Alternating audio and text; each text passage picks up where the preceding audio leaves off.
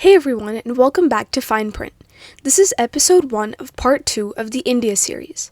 Part 2 dives into the achievements of the Gupta Empire and the revival of Hinduism in India in the years following. More specifically, today, Fine Print explores the rise of the Gupta Empire and how Hinduism regained popularity in the subcontinent. In part 1, we talked about the Mauryan Empire, India's first official empire under Chandragupta Maurya that was able to unify India and promote Buddhism. After their decline, many new empires took control of India for short spurts of time. But in the early 4th century, a new dynasty, the Gupta dynasty, was founded under Sri Gupta. This dynasty would come to rule India for the next 230 years and establish India's first golden age in history. Sri Gupta, the founder of the Gupta dynasty, was known largely for his reintroduction of Hinduism to India and the empire. After Ashoka's reign, the Mauryan stronghold over Buddhism began to weaken. However, in the 4th century, through the Gupta dynasty, Hinduism was re-implemented into daily life by constructing temples and religious centers of learning. Sri Gupta also made an effort to assimilate Buddhism into the empire. Thus, he ordered the construction of Buddhist temples for travelers coming from China, showing how the dynasty made a constant effort to maintain good relations with neighboring empires. When it comes to the reign of the Gupta dynasty, the succession of rulers was a very important factor in the empire's success. After Sri Gupta, his grandson Chandragupta I ascended the throne.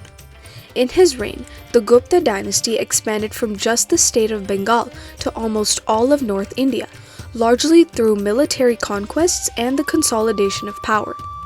He established a stable political system in the empire, enabling peace and prosperity in the Gupta Empire. Throughout Chandragupta's reign, the empire flourished culturally, socially, and politically. Next, the second emperor of the Gupta Empire was Samudragupta, son of Chandragupta. He was known as the Napoleon of India for his extensive conquests around India, and his name means one who was protected by the sea. Samudragupta, during his reign in the Gupta Empire, conquered neighboring lands through not just violence but also through tribute systems, social hierarchies, and alliances. He realized that conquering such a large empire from his capital was impossible, and thus sought to annex only those kingdoms on the Gupta Empire's borders. Each region was appointed a king who administrated his region, which maintained stability in the empire.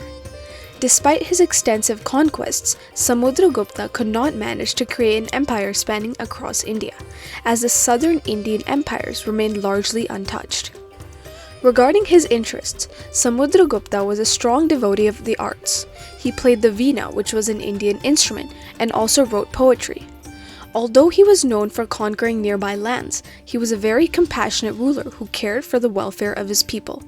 Samudragupta undoubtedly left a strong legacy for the Gupta Empire that laid the foundations for the Gupta governing and administration. When it comes to religion in the Gupta Empire, Buddhism was still prominent, but Hinduism was seeing a revival, largely through its division into two sects: Vaishnavism, which was centered around the worship of Lord Vishnu, and Shaivism, which was centered around the worship of Lord Shiva. The empire was religiously tolerant and promoted donations to the Buddhist shrines. You might wonder why the Gupta Empire was known as India's Golden Age.